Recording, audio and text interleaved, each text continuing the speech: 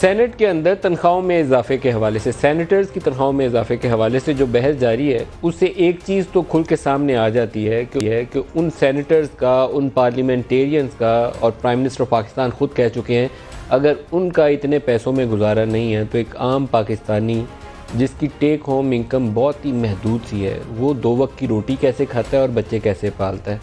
महंगाई में बेपनाह इजाफा हुआ है और ये खाली लफ्ज़ों की कहानी नहीं है। सरकारी इदादोशुमार आम तौर पर कहा जाता है कि अंडरस्टेट करते हैं नंबर्स को। जो एक्चुअल इम्पैक्ट होता है पुअर के ऊपर, उसकी सही रिफ्लेक्शन उसके अंदर नज़र नहीं आती।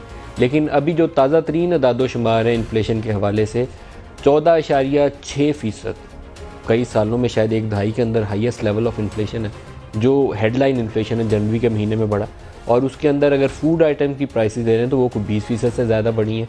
तो अब जो गरीब आदमी जिसका बजट का बड़ा हिस्सा लगता ही फूड के ऊपर है, उसके ऊपर इसका असर और भी ज़्यादा बुरे तरीके से होता है।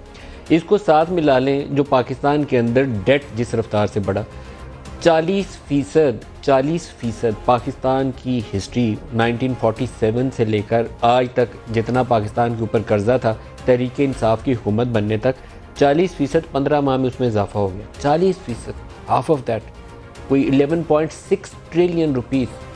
क्यों हुआ? क्योंकि थॉटलेसली किसी मंसूबे के तहत नहीं, पैनिक के अंदर, बग़ैर किसी मंसूबा बंदी के हमने डीवैल्यूएशन को लेकर आगे चलने की कोशिश की कि हमारे जितने मसाइल हैं सब का हल इसी डीवैल्यूएशन से निकलना है।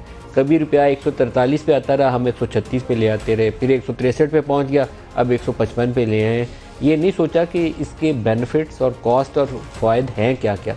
उसका नतीजा ये है कि आज इंडस्ट्री बैठी हुई है, लार्ज स्केल मैन्युफैक्चरिंग नेगेटिव में, इन्फ्लेशन हाई डबल डिजिट में है, जो आपकी इंटरेस्ट रेट है वो 13.25% के ऊपर है।